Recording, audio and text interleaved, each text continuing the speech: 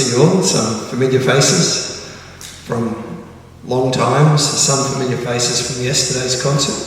Great to see you again, and welcome to everybody else. I'm Rupert Guenther, and I'm a concert violinist who plays my own music, all stories of things that I'm interested in, whether it's the night skies, philosophy, geology, science, medicine, whatever takes my interest, and then I go and research it and create my works that way. And I'm hoping to teach whole new generations of classical artists as we see our beloved art form starting to die away, that we can create something more relevant and exciting that will also supplement that we can have lots of original classical artists. Why not? The pop world's been doing it for decades. I think we can catch up. So,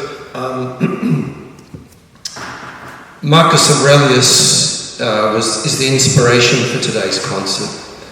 He was a Roman emperor about 1800 years ago. That's a pretty accurate fix. And he was rather unusual because as the leader of the most powerful empire in the world at the time, the Roman Empire at the time, it was huge. They conquered everybody, pretty much. And he was unusual because his personal disposition and the way he saw himself and humanity represents absolutely nothing like modern leadership in any way whatsoever. He was so far ahead and so far higher up the ladder at this game, it's not even funny to compare what we see now with what his philosophy and aspirations and conduct were. So I'm going to tell you more about that as we go. It's spoken program notes today. I don't have lots of bits of paper to give you, and I'm just going to play for you for a little while, take you back 1800 years. I'm using a violin, apart from the fact that it's electric and it plugs in. It's actually an authentic Baroque violin, which means it's configured to pre-industrial construction. It's got a much lower tension in the strings. It's all sheet cut strings. There's no steel strings. It's tuned to a much lower pitch, which is what music was until the 19th and 20th century. So I'll let you enjoy some pre-industrial sounds through my amplifier.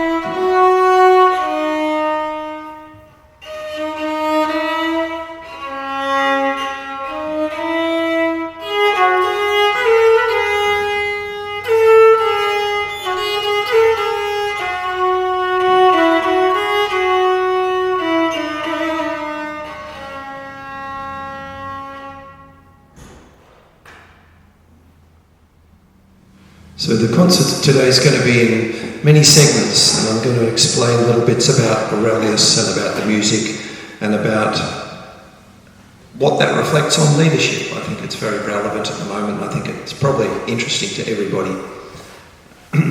So the first thing is that this work is actually a study of leadership.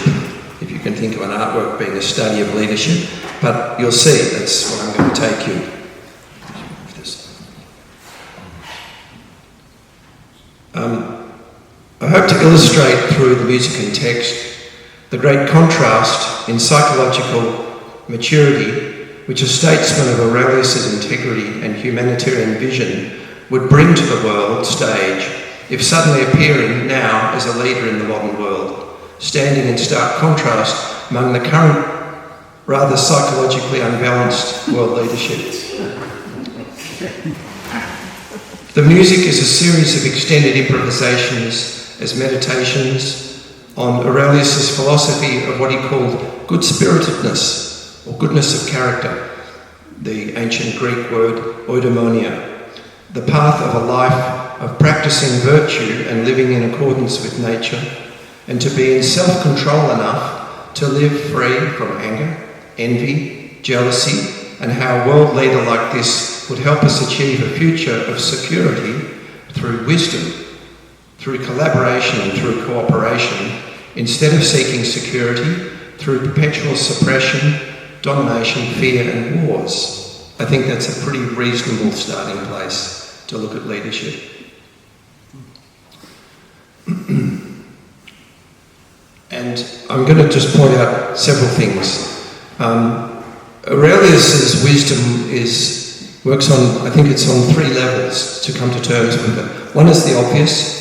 He was an advocate of the philosophy of the ancient Greek Stoic school of Stoicism, which is living in accordance with the virtues, being of good character, virtue, wisdom, courage and justice. That was their kind of 4 pillars of what they were on about.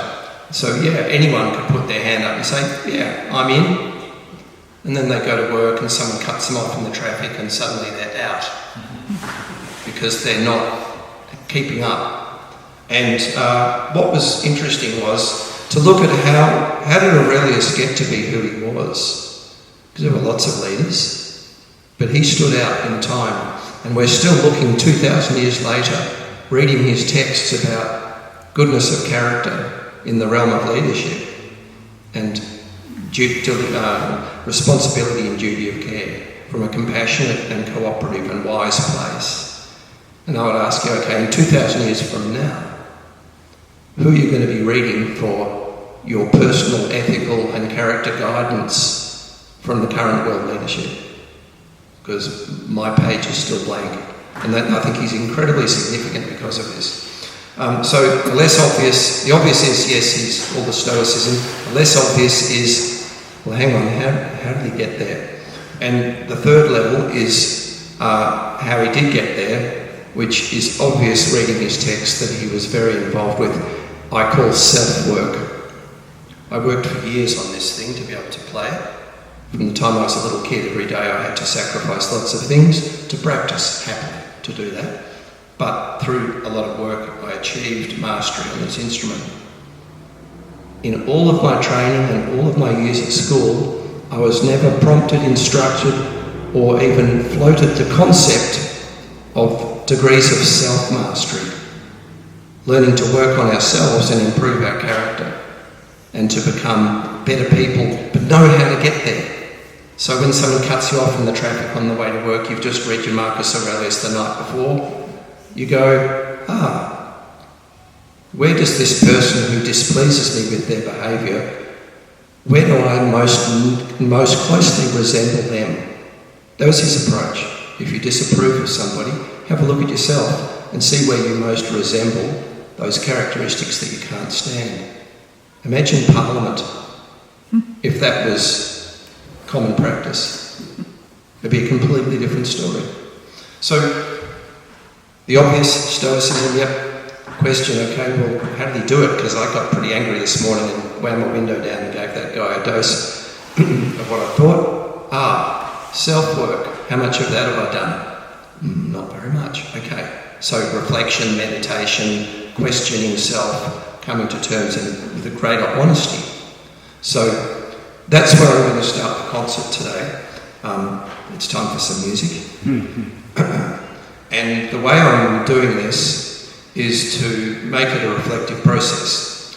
And I want to use this meditative instrument that I've specially had constructed. This was created for the Marcus Aurelius concert. Of course it will have a life way beyond that, but it is from henceforth for the next, I don't know how these things last, 500 years, it's the Marcus Aurelius violin. And so I'm interested in this idea, okay, so how do we do the self-work? We've got anger. How do we get to patience, which I see as one of the antidotes? It's like the medicine to go somewhere other than that. So I'm taking anger and patience, and I'm representing, and I'm going to do this throughout the concert today, I'm representing the dysregulated, normal, most familiar human response to things that displease us. With this romantic period bow, a classical period bow, which differs from the earlier bows in that it's concave. The wood is concave. It's like those archery, the bows in archery, the high-powered ones. They actually bend the wrong way when you look at them because of the tension. So it has more tension. I can get more grit and sustain with that.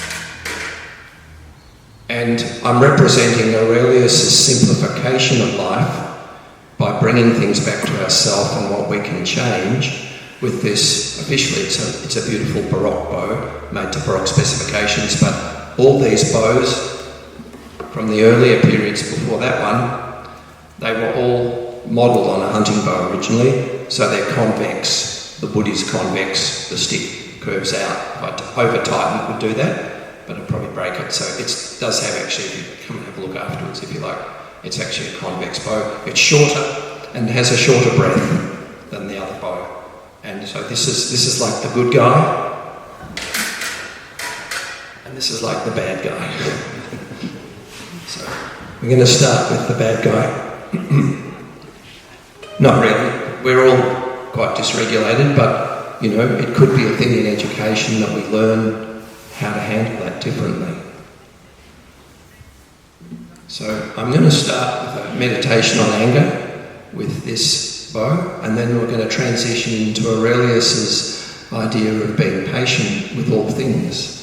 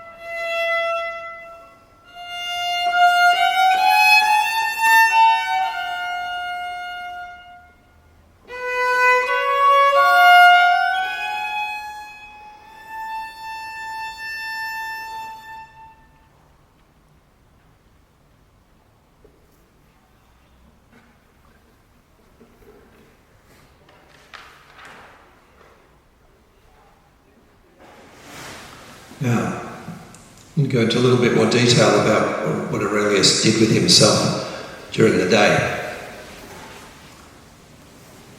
And it revolves around the whole realm of thoughts, feelings and behaviour. Thoughts, feelings and behaviour, they're kind of like our common domain. We all share that. Every person in the world shares that they have thoughts, feelings and behaviour. And it's quite clear reading some of Aurelius's writings. I'll give you some examples. Accept the things to which fate binds you and love the people with whom fate brings you together, but do so with all your heart. There's quite a lot of acceptance in there, and if you think about your own life, I know, think about my life, certainly there's lots of people that the initial response might be that I wish they weren't there. I wish it was different, I wish they were different. And he goes to quite lengths in his writings about not wasting time wishing things were different. Work for change. Always work for change. Start with yourself. Work with change in your environment. But don't waste time wishing things were different when they're not. It's not what happens to you, but how you react to it that matters, that troubles you. So things can go really wrong and you can just go, a lot of things went wrong today. Didn't go as I planned. Or you can go, oh my God, it was terrible. It was all these people's fault, and if they hadn't done that, and if that hadn't happened, and if someone hadn't said that, I wouldn't have got upset and backed into the pole and all those sorts of things. So he's saying, don't do that. It's not what happens to you, but how you react to it that matters. It's not what people say, it's how you react to that. It's not what you even feel about something, but how you react to that. So in the modern world, we have psychology as a profession these days. In the old days it used to be called being wise. We have psychology now, and we have this phrase to self-regulate, to emotionally self-regulate, to mentally self-regulate, to physically self-regulate. And all that means is that your initial impulses, which may not be wise, we intercept them, we don't suppress them, we don't disassociate, we don't pretend. We give them a safe landing place while we sort them out, and we consult another part of ourselves, which has a bigger picture. Oh, yeah, better not say that. This looks like a better course in the long run. So we have this ability, and it sure needs a lot of practice, I can tell you, and I'm sure any of you who've delved into these things yourself in your own life, takes practice, and we can be fit and we can get unfit pretty quickly. So it's very clear reading Aurelius that he really understood this idea of self-work and this emotional, mental and physical self-regulation. And the other thing that he really understood, which seems to have disappeared off the modern radar of humanity almost completely, is the idea of sacrifice. That in order to achieve anything, to become a violinist, to become a computer programmer, to become a good horticulturist, to become good at anything, to become a mum or dad, you've got to give stuff up that you otherwise maybe would have liked to have had time for. You give up what could be called the lesser for the greater, the selfish for the selfless, the longer road. We give up the shorter road for the longer road because they all lead to something greater. So this whole concept of self-regulation and sacrifice are right at the heart of everything with Aurelius. And it's really so impressive to think that if we made that the crowning achievement of our 12 years of school education, imagine how different the world would be. You get your jobs anyway because everyone's interested in something. They have a passion, whether it's motor mechanics, cooking, or being an artist or a doctor or whatever, that'll always be there. But if this was the crowning achievement of our education, and our society held this in high regard, again, just imagine how civil society would be, and particularly how our leadership would have to be. They'd have to meet that. If they don't meet it, they can't get in there. Just like if they have a criminal record to a point, they can't. we have that. So I'm going to give you another little quote from Aurelius directly, and then we're going to go on to some transformational musical meditation.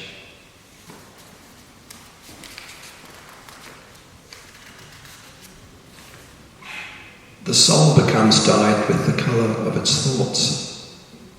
Makes sense. What we put our attention on most of the time, that's what we're going to have most energised. So if we're thinking about things that better ourselves, we'll get that. If we think about things that better humanity, we'll get that. The soul becomes dyed with the colour of its thoughts.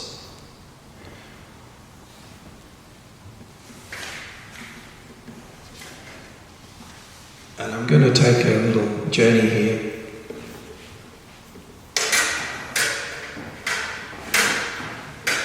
To consider this situation where we have a selfish option, one that will benefit us, perhaps at the expense of others, perhaps at the expense of another. Maybe their happiness, maybe their well-being, maybe their financial security. What was the global financial crisis? It was exactly that. So, take a situation in our simpler and probably slightly more ethical lives than that, where we sometimes feel, oh yeah, and then it's like, ooh, that's pretty selfish, and we might reconsider. So this is the journey from dysregulation, from selfishness to selflessness. And again, I'm going to give you two different voices to contemplate that with.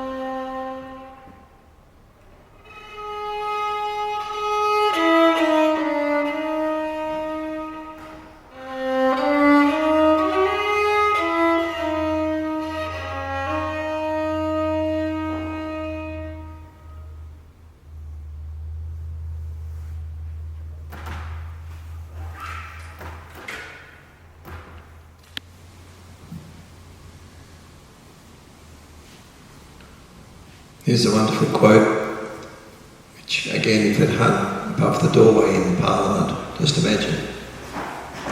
If it's not right, don't do it. If it's not the truth, don't say it. Imagine how different the world would be. We think of leadership, we think of media.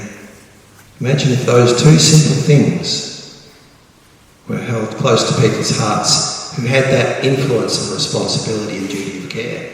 It's a huge duty of care. I often tell the story of my brother who is now retired. He was an airline captain for many years, flying internationally from Australia to Europe and America. And he had 300 or 400 people behind him in the plane. He was responsible for 300 or 400 lives. Every time he took off, landed, navigated, talked on the radio, made decisions. He and his crew. And to get there, he had something like, I think before he got that job, he had something like 10,000 hours of flying time, much training. He'd flown since he was 16 as a kid. He'd learned to fly solo, and he'd trained and gone through. And in the airline, every so many months they have a psych evaluation. When was the last time Parliament had a psych evaluation for everybody who's got not 400 people sitting behind them in their care? 20, 30, 40, 60, 100, 200 million. It's a really serious thing that we have slipped this far, that we had a person in world leadership, the biggest empire in the world, was onto this and really advocated for it as much as he could in his lifetime, but certainly in his own sphere and anywhere he can have an influence. And the interesting thing is, guess what? He was prepared properly for it. He was educated from a young age by great philosophers and mentors and teachers. So, next time we get a new constituent and they say, "Oh yeah, hey Barry, I think I'll join your party. I've got a background in business, mate." So yeah, that'd be good. And what about Pete? He's got a background in ag science. So we could really be great leadership material, couldn't we? We've got no preparation. We haven't done any self-work, but we'd love to, help our mates or whatever, or genuinely make the world a better place. That might be what's in people's hearts. But if they can't self-regulate, they're going to succumb to their own shortcomings or those of the pressures of others' shortcomings. It's that simple. It's just maths. It's actually science. You can't not succumb if you haven't trained how to not succumb. It's just how it works. And so I'm going to play some more and give you some more quotes. But that's kind of the main reason I got interested in bringing this work to the world, is to be able to have this kind of discussion where it's like, well, this is actually achievable. It would actually fix 99% of the world's problems. It's the cause of all the wars, all the inequality, all the hardship, all the throwaway end of society, all the top end of society and the problems they create. The middle end, whoever. Crime, everything comes back to this. If we changed nothing else but we changed this, it would be a huge difference. And of course, like a rock pile, changing this would change everything. But that is my message of hope with this music from Aurelius, that all we have to do is teach this. Year 12, we've done it 12 years of that, imagine.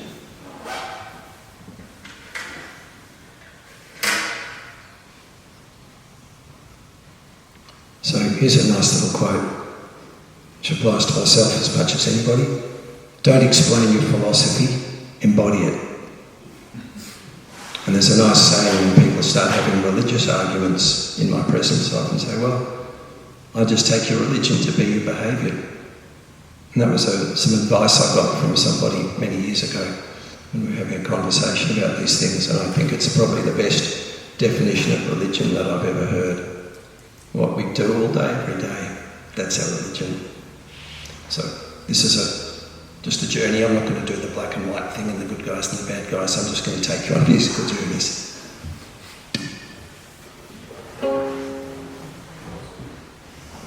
But a lot of this is shaped around the music that I've researched that was feasibly heard in Aurelius's time, and a lot of this, the construction, the musical construction ideas and technical ways that scales are put together are definitely traceable to this time. So I'll give you a variety, and the Roman Empire being what it was, spanning from England to the east, I should be able to give you quite a travelogue of sounds. So enjoy.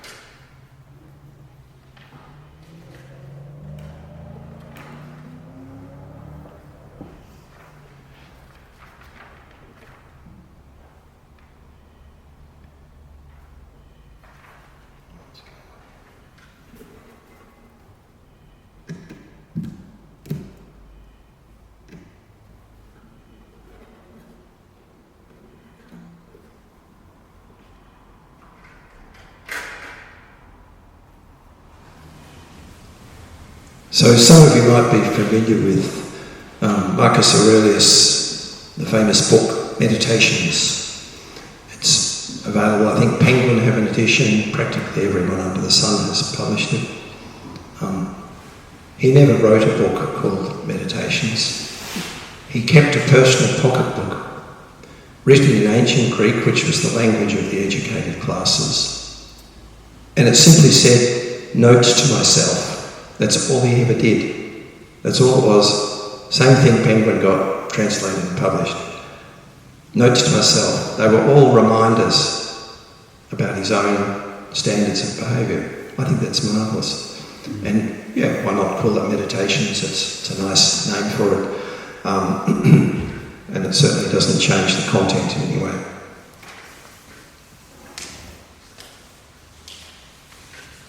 So I'll read you a few more of these before we do some more music. While I'm here, has anybody got any questions or comments? Because it's a pretty serious topic. I mean, if this becomes what I want it to become, which is a platform in education all over the world, at least in Australia in my lifetime, hopefully, we would see some real significant, noticeable, lasting change. And of all the things that have been put forward in the last, well, in my lifetime, 63 years, nothing's changed, really. So, this is a nice one. It's around humility. Don't be ashamed of needing help. You have a duty to fulfill, just like a soldier on the wall of battle. So, what if you are injured and can't climb up without another's help? So how many times in our lives do we not let ourselves ask for help when the truth is it's completely appropriate? Whether it's in sadness or in physical difficulty, financial difficulty, perhaps struggling with ourselves in some way. I'll read that again. Because it's still not really a central part of our culture yet. So this is 2,000 years ago. Don't be ashamed of needing help. You have a duty to fulfill, just like a soldier on the wall of battle. So what if you're injured and can't climb up without another's help?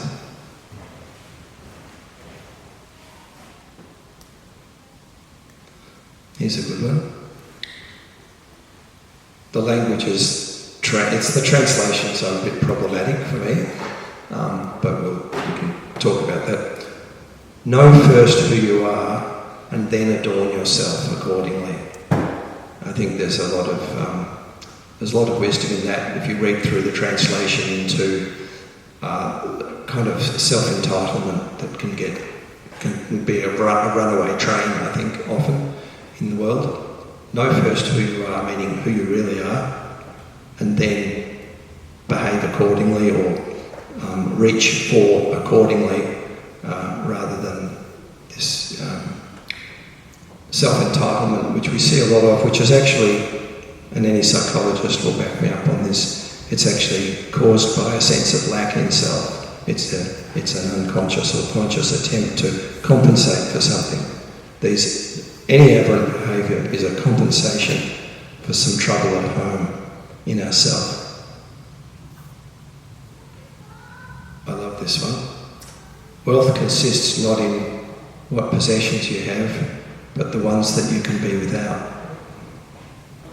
So he's not talking about giving away all your possessions. He's talking about whether it's physical possessions or situations, opportunities, the things that our real wealth isn't the things we acquire, it's the things, the wealth that we can draw on and enjoy in a healthy way is the things often that we can do without. And the final one along this line, which I really like of his, he says, in terms of disappointments in life and our expectations, the things we like, the things we dream about, aspire to, get across the line and become perhaps overly ambitious or greedy or self-entitled, he says. Now, you've got to realise that at the time he was writing this, it was normal in your family. You might have 8 kids and the first 3 might die of something. The death rate in normal life was very, very high, and especially in childhood. And so he said, I think, remember, notes to himself, you need to pray differently, because I don't even know what his spiritual thing was, but to me this is all spirituality without borders. So spirituality sans frontiers. That he doesn't pray that his child won't succumb and die. He prays that he'll be able to cope with it if it happens.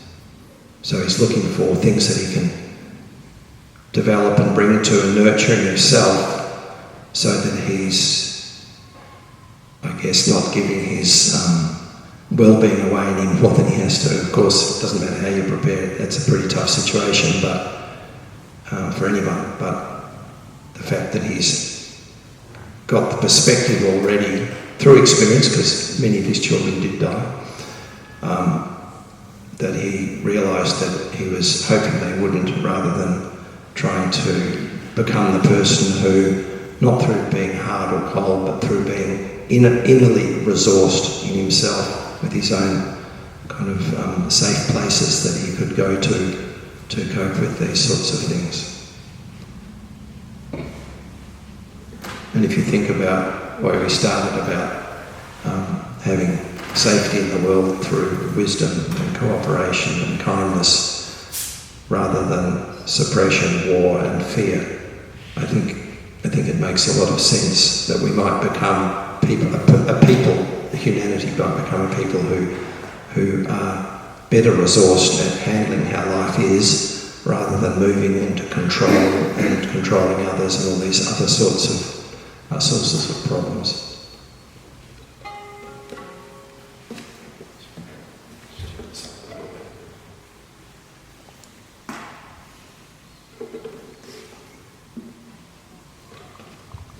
So this is a bit of a meditation on acceptance versus control.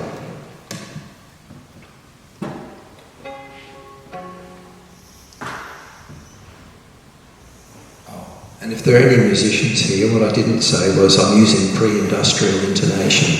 So around the time of J.S. Bach in the 1700s, the pitch of notes was kind of standardised. They brought in there was a kind of standardisation of pitch, much like you find on a modern piano, where all the notes up and down the keyboard are in harmony. It wasn't the case, and so instead of having things like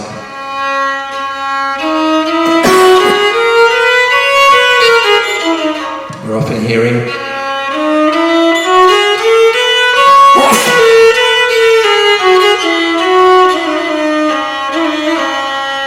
so my apologies in advance, not. It's how it was.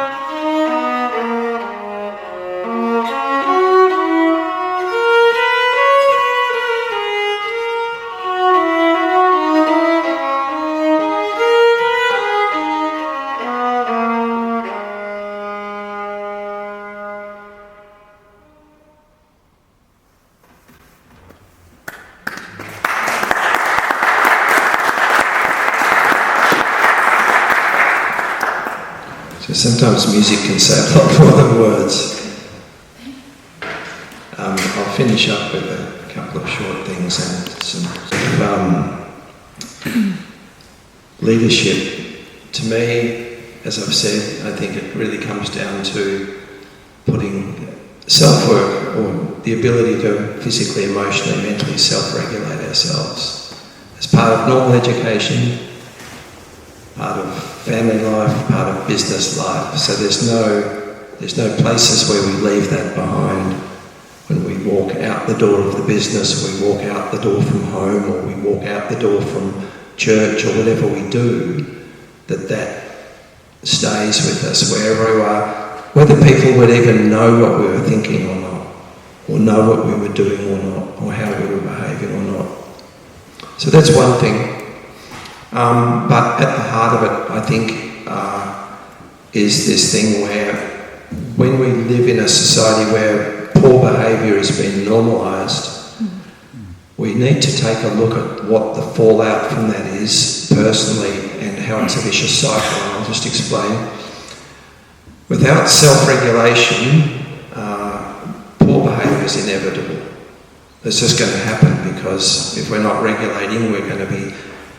these things evolved 3 million years ago, more or less. I mean, there's signs of early tools, man-made tools. I thought it was around 1.2 million. An anthropologist recently contacted me to correct me that it was more likely 2.3 to 3 million years ago that people first started using.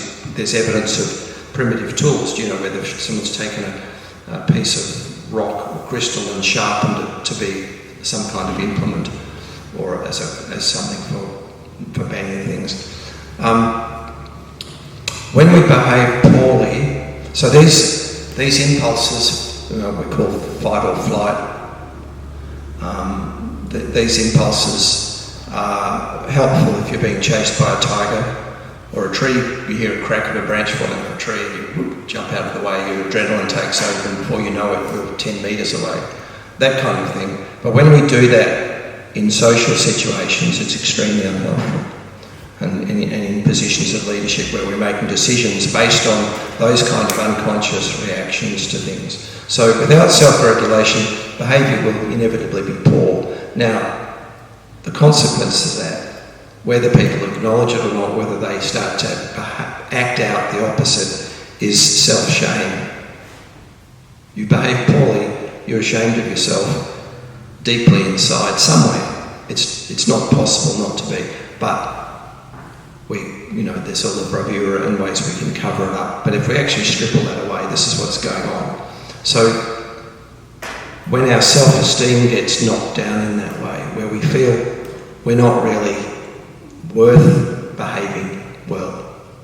See, because self-esteem to me is about how we feel we're worth caring about. So, could be we don't bathe enough. It's quite common if you had teenage kids, while they're working out their self-esteem through those years, like, how many days is it?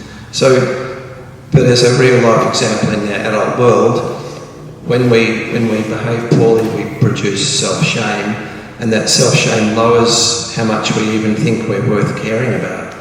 So our behaviour can become more and more destructive, so they feed. Consequently, the other way also feeds, where when we learn to self-regulate and we can feel when we do something that was above what we normally would, we can feel that sense of self, that sense of self-esteem glowing a little more brightly. And so I think again, it's totally necessary for leadership to be masters in the ability to self-regulate at all times for these reasons. So, just like if you're not prepared for a job, you can't become a surgeon, you can't become an airline pilot, you can't become a diesel mechanic if you don't have your ticket. So you can't even be a lollipop person at a crossing if you don't have some training. So the idea that we can be in leadership without really, really thorough, careful scrutiny and preparation and ongoing scrutiny should really be out of the question, I think. And so I'm inspired that this is a way to look to how we can have a better future. We have a nuts and bolts sort of way to do it. But what's interesting is we look at self-regulation as being something like, okay, well, I don't have emotional outbursts anymore. I often feel a bit upset, but I've found some ways to bring things to a safe place. I can untangle it slowly in my own time, and I can bring to whatever the situation is something more constructive than lashing out or whatever. Or it might be how I deal with my depression or my low sense of a sense of inferiority or whatever. We can work with these things. And that's what the proper education and self-regulation gives us. But for those in leadership, so this is the punchline at the end, for those in leadership, what that means is that suddenly emotional self-regulation starts to look like when you're the Minister for Education and all your schools are delivering a substandard of care and education and personal safety and development for their students.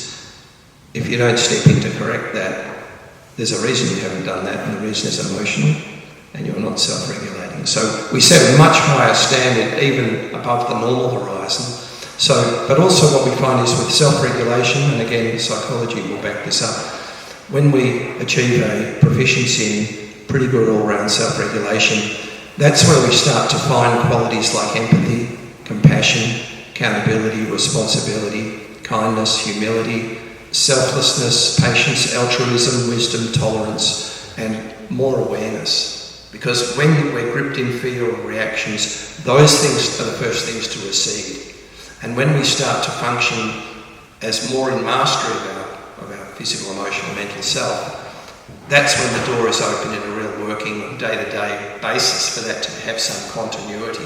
I'm not saying anyone is going to be perfect. No one ever will be. None of us are.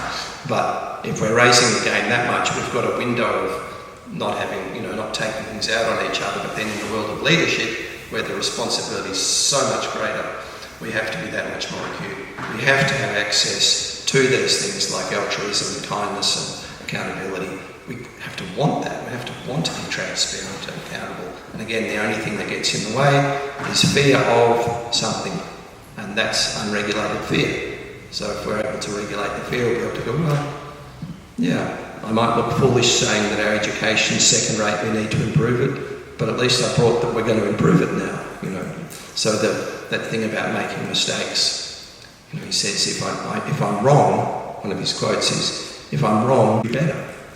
And that's what I'd like to leave you with. So I'm going to play you out with a piece.